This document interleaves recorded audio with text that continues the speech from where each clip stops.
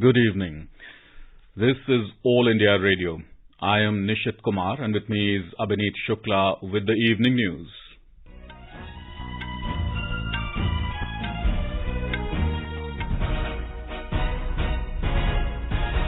The headlines. Prime Minister Narendra Modi lays foundation stone of Major Dhyan Chand Sports University in Meerut, Uttar Pradesh. Youth should see sports as a profession and they must have faith in sports, says the Prime Minister.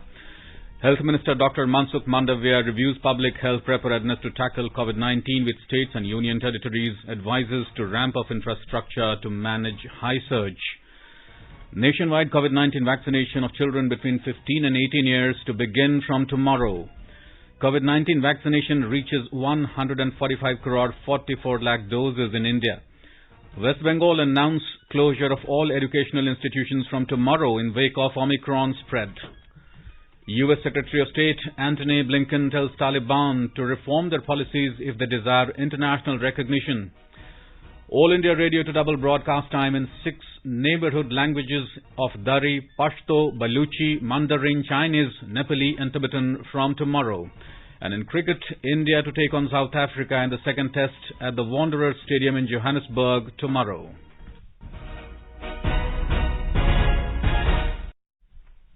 As India marches towards administering 150 crore vaccine doses against COVID-19, news about the new corona variant is a cause of concern.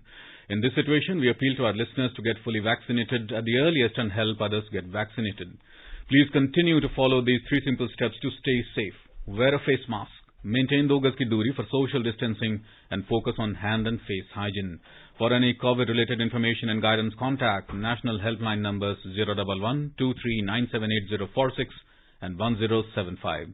And now the news in detail. Prime Minister Narendra Modi has said that youth is the cornerstone and also the expansion of New India. Addressing the gathering after laying the foundation stone of Major Dhyan Chand Sports University in Meerut, Uttar Pradesh today, Mr. Modi said youth is the shaper and also the leader of New India. He said our youth today have the heritage of antiquity coupled with the sense of modernity. Mr. Modi said where the youth will go, India will also move and the world is going to follow India. He highlighted that in the last few years, his government has given top priority to the Indian players to get 4 tools, resources, modern facilities for training, international exposure and transparency in selection. हमारी सरकार ने अपने खिलाड़ियों को 4 शस्त्र दिए हैं. खिलाड़ियों को चाहिए संसाधन, खिलाड़ियों को चाहिए ट्रेनिंग की आधुनिक सुविधा, खिलाड़ियों को चाहिए अंतर्राष्ट्रीय एक्सपोजर, खिलाड़ियों को चाहिए चयन में पारदर्शिता. हमारी सरकार ने बीते वर्षों में भारत के खिलाड़ियों को ये 4 शस्त्र जरूर मिले, इसे सर्वोच्च प्राथमिकता दी है. The Prime Minister stressed that for sports in the country to thrive, it is necessary that the youth should have faith in sports and should be encouraged to take up sports as a profession. Mr. Modi remarked that the government linked sports with employment. The Prime Minister mentioned that the double-engine government in Uttar Pradesh is establishing many universities. UP में double engine सरकार कई विश्वविद्यालयों की स्थापना कर रही है. गोरखपुर में महायोगी गुरु गोरखनाथ आयुष यूनिवर्सिटी, प्रयागराज में डॉक्टर राजेंद्र प्रसाद विधि विश्वविद्यालय, लखनऊ में state institute of forensic sciences. The Prime Minister said in the new national education policy, priority has been given to sports. The Prime Minister said that sporting ecosystem comprising sports, sports management, sports writing, sports psychology, etc. creates new possibilities. He added that with resources, sporting culture takes shape and sports university will play a big role in this. Talking about the sporting culture of Meerut, Mr. Modi pointed out that the city exports sporting goods to more than 100 countries. He said this way, Meerut is not only vocal for local, but also turning local into global. Mr. Modi said the people from the region have sacrificed on the border for the defense of the nation and enhanced the country's prestige in the playground. The Prime Minister said, in Indian history, Meerut has not just been a city, but a significant center of culture and strength. He said schemes like Target Olympics Podium, TOPS, are providing all support to top sportspersons to compete at the highest level. Mr. Modi said, with the advent of sporting infrastructure in villages and small towns, there are a rising number of sportspersons from these towns. Mr. Modi remembered Major Dhyan Chand and said a few months back the central government had named the country's biggest sports awards after the sporting icon. Meerut देश की एक और महान संतान major Dhyanchand जी की भी कर्मस्थली रहा है। कुछ महीने पहले केंद्र सरकार ने देश के सबसे बड़े खेल पुरस्कार का नाम दद्दा के नाम पर कर दिया। आज मेरठ की स्पोर्ट्स यूनिवर्सिटी मेजर ध्यानचंद जी को समर्पित की जा रही है। The Prime Minister remarked that the role of governments is like that of a guardian. He said the government should encourage those with merit and should not try to justify mistakes as follies of youth. The Prime Minister informed that under the Swamitva scheme, more than 23 lakh titles or gharani have been given in 75 districts. He said farmers of the state have received crores of rupees in their account under the PM Kisan Samman Nidhi. Mr. Modi said 12,000 crore rupees worth of ethanol have been purchased from Uttar Pradesh. Civil Aviation Ministry has released draft National Air Sports Policy for public feedback. The draft policy is available on the website of the ministry. The policy covers sports like aerobatics, ballooning, drones, gliding and paragliding, microlighting and paramotoring, skydiving and vintage aircraft. The ministry said the vision is to make India one of the top air sports nations by 2030. The mission will provide a safe, affordable, accessible, enjoyable and sustainable air sports ecosystem in India. An Air Sports Federation of India will be established as the apex governing body. The suggestions can be sent by 5 p.m. on the 31st of this month. Prime Minister Narendra Modi will visit Manipur and Tripura on Tuesday. He will inaugurate and lay the foundation stone of 22 developmental projects worth over 4,800 crore rupees in Imphal. In Manipur, Mr. Modi will inaugurate 13 projects worth around 1,850 crore rupees and lay the foundation stone of 9 projects worth around 2,950 crore rupees. These projects relate to diverse sectors such as road infrastructure, drinking water supply, health, urban development, housing, skill development, art and culture, among others. COVID-19 vaccination of children in the age group of 15 to 18 years will begin from tomorrow. The vaccine option for children will be only co-vaccine. Union Health Ministry has said that all those whose birth year is 2007 or before will be eligible for vaccination. The registration for vaccination of COVID jabs in this age group on CoWIN portal has already started from the 1st of this month. The appointment for vaccination can be booked online or walk-in. All citizens, irrespective of their income status, are entitled to free COVID-19 vaccination at government vaccination centres. As part of the nationwide vaccination drive, government has been supporting the states and UTs by providing them COVID vaccines free of cost. Talking exclusively to AIR News, CEO of the National Digital Health Mission, R.S. Sharma, appealed to all parents to get their children registered for vaccination as soon as possible. We are starting the vaccination for 15 to 17 years of age children from tomorrow. We have already opened the CoWIN platform for registration since 1st of January, and we have also enabled the school ID as the valid certificate of identification at the time of vaccination. We are now reaching figure of 150 crore vaccinations, which is the unique figure in the whole world. And I would urge all the children of 15 to 17 years of age to get themselves vaccinated, to promote their friends also to get vaccinated, because as till now, vaccination is only the most effective tool for fighting the pandemic. If the more people get vaccinated, the less will become the probability of the pandemic striking us again. Health Minister Dr. Mansukh Mandavia today reviewed public health preparedness to COVID-19 and national COVID-19 vaccination progress with states and union territories. The meeting was held in view of the rising cases of the Omicron variant and the recent decisions to roll out vaccination for the age group of 15 to 18 years and precautionary dose for identified vulnerable categories. The minister stressed on the continued need to follow COVID-appropriate behavior, along with renewed and stringent focus on containment measures for addressing the present surge. Underscoring the critical importance of vaccination drive, he said, we must focus on planning with regard to the 15 to 18 age group vaccination and precautionary doses for eligible beneficiaries. Meanwhile, Health Ministry has urged that efforts should be made by all stakeholders to minimize the mortality due to COVID-19 to a minimum possible level. In a letter to all secretaries of health of states and UTs, Health Secretary Rajesh Bhushan cautioned that public health action in terms of containment, surveillance, contact tracing, Testing, adherence to COVID-appropriate behavior and COVID-19 vaccination are of prime importance. A total of 1,525 cases of Omicron variant of COVID-19 have been reported so far in the country. Omicron cases have been reported from 23 states and union territories. Out of these, 560 patients have already recovered. Maximum of 460 cases have been reported from Maharashtra, followed by Delhi with 351 cases.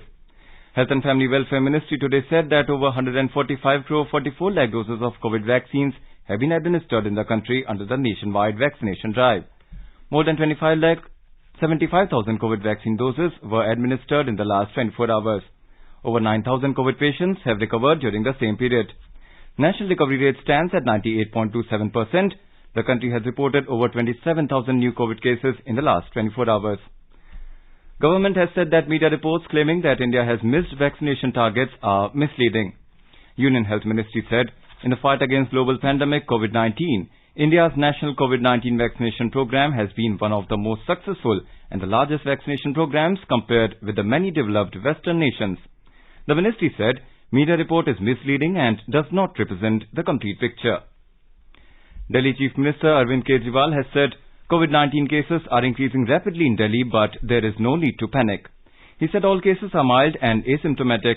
Addressing a press conference in New Delhi today, Mr. Kejriwal said that Delhi government is prepared with 37,000 beds. Even as the inoculation drive for children between the age group of 15 to 18 years will commence from tomorrow, the spurt in cases of COVID-19 is keeping the health officials on their toes. Meanwhile, Dharavi, the largest sprawling slum, reported 60 fresh cases of novel coronavirus today. More in this report from our Mumbai correspondent. Amidst sharp rise in COVID-19 cases in Mumbai and Maharashtra, the vaccination drive for children between the age group of 15 to 18 years will commence tomorrow in the state. According to the BMC, 8,063 cases were reported in Greater Mumbai today. However, the silver lining in the midst of this growing trend in COVID cases is that a little over 500 patients were hospitalized on Sunday. Besides, no patients succumbed to the infectious disease during the day. On the other hand, in Dharavi, 60 cases were reported today, taking the total number of cases in the sprawling slum to over 7,200. Kunal Shinde, AIR News, Mumbai. The West Bengal government has again imposed strict restrictions from tomorrow in wake of the fast-spreading Omicron cases. After reviewing the present COVID situation in the state, Chief Secretary H.K. Dwivedi today announced that all educational institutions will be closed from tomorrow. According to the order issued by the state, all academic activities in schools, colleges and universities shall remain closed. Only administrative activities shall be permitted with 50% of employees at a time. Private and government offices will be allowed to function with up to 50% strength. Government and private offices have been asked to encourage work from home as far as possible. In Bihar, the number of daily COVID cases continues to increase with 281 more people testing positive for the virus in the last 24 hours. The number of active COVID cases in the state increased to 749. A maximum of 405 cases were reported from Patna.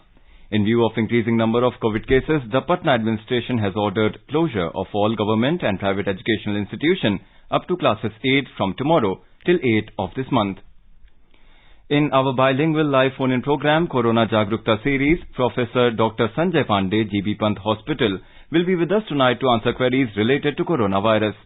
Listeners can ask questions to the expert from 9:30 p.m. on telephone number 011-2342-1230 and 011-2342-1764.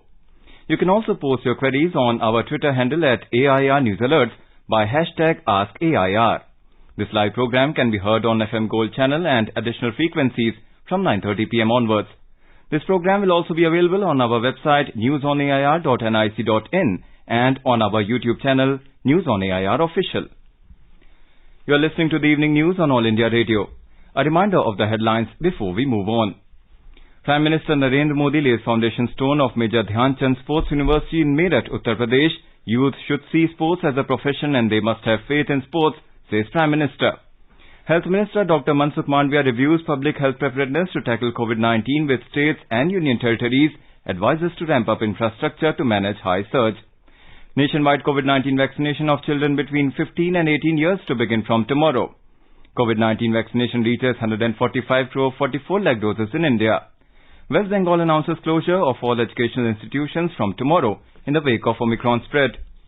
U.S. Secretary of State Antony Blinken tells Taliban to reform their policies if they desire international recognition. All India Radio to double broadcast time in 6 neighborhood languages of Dari, Pashto, Baluchi, Mandarin Chinese, Nepali and Tibetan from tomorrow. And in cricket, India to take on South Africa in the second test at the Wanderers Stadium in Johannesburg tomorrow. For quick news updates round the clock, follow us on our Twitter handle @AIR News Alerts. चलो मिलकर एक शुरुआत करें, चलो एक फैसला आज करें, मास्क नहीं तो टोकेंगे, कोरोना को रोकेंगे, चलो एक इरादा करते हैं, चलो कुछ वादा करते हैं, मास्क नहीं तो टोकेंगे, कोरोना को रोकेंगे।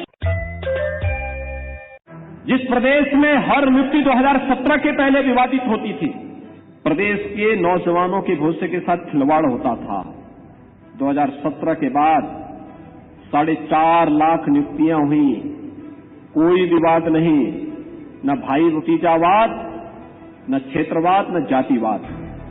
हमारे नए उत्तर प्रदेश में बिना जातिवाद, बिना भेदभाव युवाओं को मिल रहा रोजगार है, इसीलिए फर्क साफ है। 2017 से पहले कर्ज के बोझ तले दबा था किसान, 2017 के बाद कर्ज माफी से हुआ है खुशहाल, फर्क साफ है। 2017 से पहले रंगदारी के कारण करना पड़ता था पलायन, 2017 के बाद सुरक्षित माहौल में हो रही घर वापसी, फर्क साफ है। Welcome back. You are tuned to the evening news on All India Radio. The External Services Division of All India Radio is expanding its transmission in 6 neighborhood languages from the 3rd of January 2022. These languages are Dari, Pashto, Baluchi, Mandarin Chinese, Nepali and Tibetan. The broadcast timings in each of the 6 languages has been doubled from the existing 1 to 1.5 hours to 3 hours. The broadcast services in these 6 languages henceforth will be available every day for 1.5 hours each in the morning and evening. Live streaming on YouTube, News on AIR app, DD Free Dish and shortwave radio frequency is also available. Assam Chief Minister Himanta Biswa Sarma has said that some positive development regarding the Armed Forces Special Powers Act (AFSPA) is expected during the year. Several groups in Assam are demanding to repeal the AFSPA.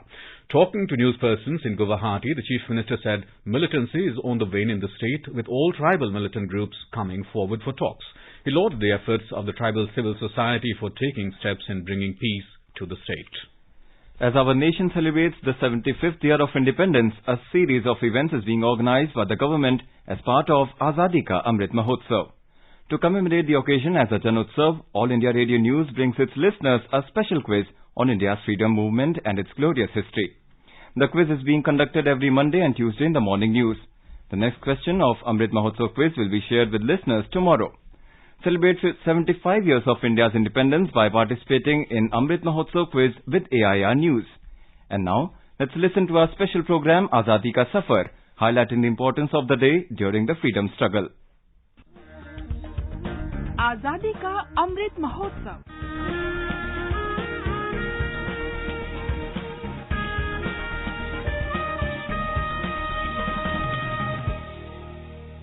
Azadi Ka Safar with AIR News, Birth of a Nation. India's glorious freedom struggle is one of the greatest struggles the modern world has ever witnessed. AIR News brings you a glimpse of the struggle every day. On the 2nd of January 1947, Mahatma Gandhi began the March for Peace in riot-affected areas of East Bengal.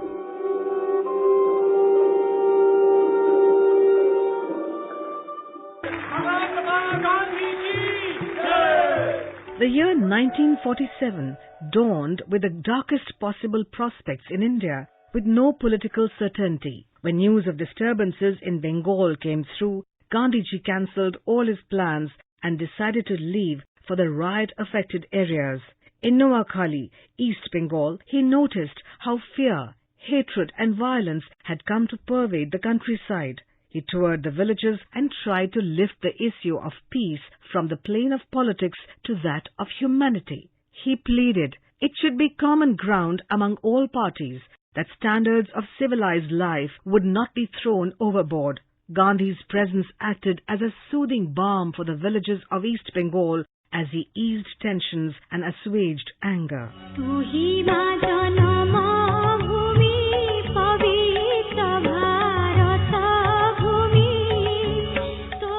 We also remember freedom fighter Krishna Mahatab, who died on the 2nd of January 1987. Popularly known as Utkal Keshari, Mahatab underwent several terms of imprisonment during the freedom struggle.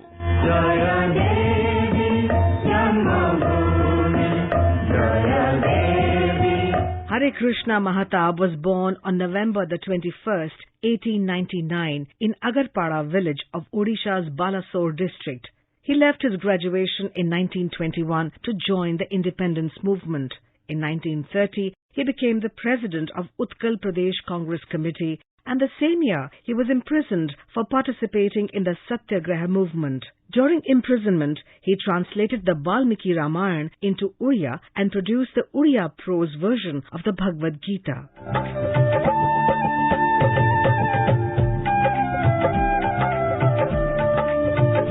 In 1932, he suffered further imprisonment for participating in the Salt Satyagraha. On his release, Mahatab spent some time at Bardoli with Mahatma Gandhi and published Rachana, a periodical advocating Gandhiji's thoughts and philosophy. During the Quit India movement in 1942, he was arrested along with top political leadership of the country. Mahatab remained imprisoned at Ahmednagar Fort Jail for 2.5 years and was released in May 1945.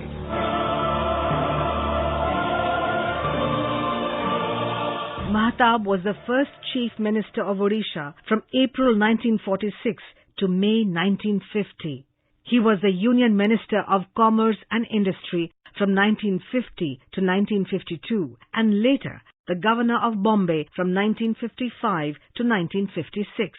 After resigning from governorship in 1956, he again became the Chief Minister of Odisha from 1956 to 1960. During his 10 years as the Chief Minister, he played a significant role in the merger and integration of former princely states, shifting of the capital from Cuttack to Bhubaneswar, and the sanction and construction of the multi-purpose Hirakud Dam project.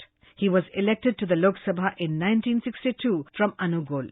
He continued to serve the people till the very end. We salute the great nationalist. Vande Bharat Kesarindra Sumate Karunyavara Nidhe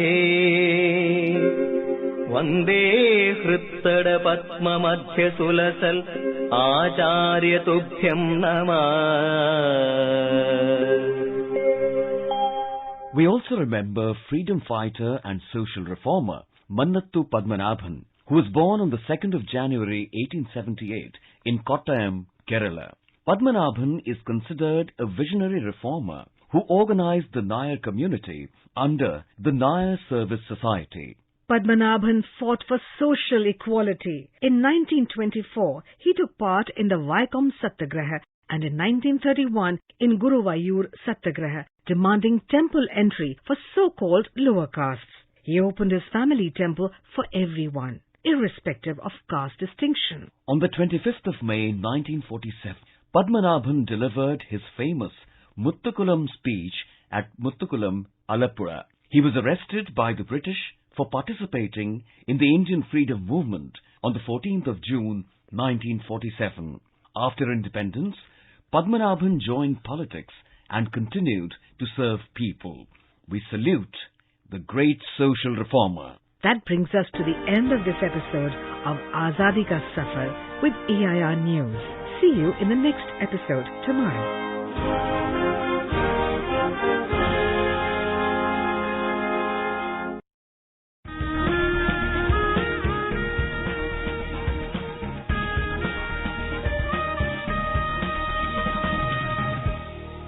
आजादी के आंदोलन के खजाने में ऐसे ढेरों शब्द जिन्होंने बदल दिए इतिहास, तारीख बदलने वाले लफ्जों पर आकाशवाणी समाचार ला रहा है विशेष कार्यक्रम धरोहर हर सोमवार।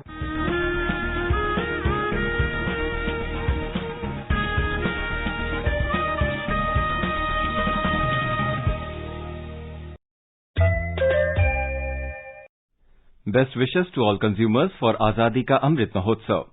Hallmark ensures purity of gold. Always purchase Hallmark Gold Jewelry. For any consumer-related complaints, please contact National Consumer Helpline's toll-free number 14404. Issued in public interest by Department of Consumer Affairs, Government of India. Jago Grahak Jago. U.S. Secretary of State Antony Blinken has said that Taliban need to reform their policies if they desire international recognition. Addressing a media briefing in Washington, he asked Afghanistan's new rulers to uphold human rights, allow freedom of movement, halt reprisal and combat terrorism. He also promised to looking at the options to put more liquidity into Afghanistan's tattered economy. Meanwhile, Russia has also linked the Taliban government's recognition to progress in the fulfillment of their promises. In an interview to TASS, the Russian Foreign Minister Sergei Lavrov said that talk of the Taliban's recognition was premature at the moment. He has asked the Taliban to keep their promises, including the creation of an inclusive government and combating terrorism and drugs. A resurgent Indian cricket team takes on South Africa in the second test match at Wanderers in Johannesburg tomorrow. Ahead of the match, the team coach Rahul Dravid said the team will put its best foot forward. The team has already taken a 1-0 lead in the series. If India wins this test, it will be the first ever Indian team to win a test series in South Africa.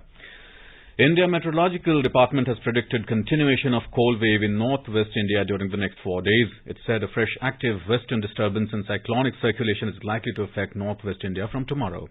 Jammu and Kashmir, Himachal Pradesh and Uttarakhand are likely to experience widespread rainfall and snowfall under its influence during the next 4 days.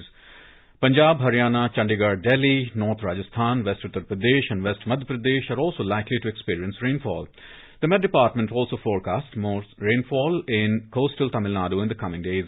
It said the Bay of Bengal coast spanning Tamil Nadu, Puducherry and Karaikal is expected to receive a fresh bout of heavy rainfall.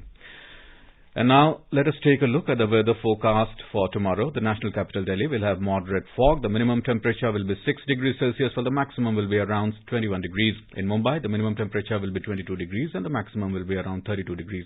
City is expected to have mainly clear sky. Chennai will have partly cloudy sky. Temperature will vary between 23 and 30 degrees Celsius. Kolkata will have mainly clear sky. The city will observe a minimum temperature of 12 degrees and a maximum of around 22 degrees. Srinagar will have cloudy sky with light rain. Temperature will hover between 1 and 7 degrees Celsius. Jammu will have cloudy sky with possibility of light rain. Minimum temperature will be 9 degrees while the maximum will be around 16 degrees. Leh is likely to have rain or snow. The minimum and the maximum temperature will hover between minus 15 and minus 4 degrees Celsius. Gilgit will have rain or snow. Temperature will hover between minus 7 and 9 degrees Celsius. Muzaffarabad will have cloudy sky with light rain. The minimum temperature will be 4 degrees while the maximum will be around 13 degrees. Visakhapatnam will have partly cloudy sky with haze. City will observe a minimum temperature of 21 degrees and a maximum of around 28 degrees. Hyderabad will have fog in the morning and mainly clear sky later. Temperature will hover between 17 and 27 degrees Celsius. Thiruvananthapuram will have partly cloudy sky with possibility of moderate rain or thunderstorm. Minimum temperature will be 23 and the maximum will be around 33 degrees. And now before we end the bulletin, the headlines once again. Prime Minister Narendra Modi lays foundation stone of Major Dhyan Chand Sports University in Meerut, Uttar Pradesh. Youth should see sports as a profession and they must have faith in sports, says the Prime Minister. Health Minister Dr. Mansukh Mandavia reviews public health preparedness to tackle COVID-19 with states and union territories, advises to ramp up infrastructure to manage high surge. Nationwide COVID-19 vaccination of children between 15 and 18 years to begin from tomorrow. COVID-19 vaccination reaches 145 crore 44 lakh doses in India. West Bengal announces closure of all educational institutions from tomorrow in wake of Omicron spread. U.S. Secretary of State Antony Blinken tells Taliban to reform their policies if they desire international recognition. All India Radio to double broadcast time in 6 neighborhood languages of Dari, Pashto, Baluchi, Mandarin, Chinese, Nepali and Tibetan from tomorrow. And in cricket, India to take on South Africa in the second test at the Wanderers Stadium in Johannesburg tomorrow. And with that, we end the evening news. Good night.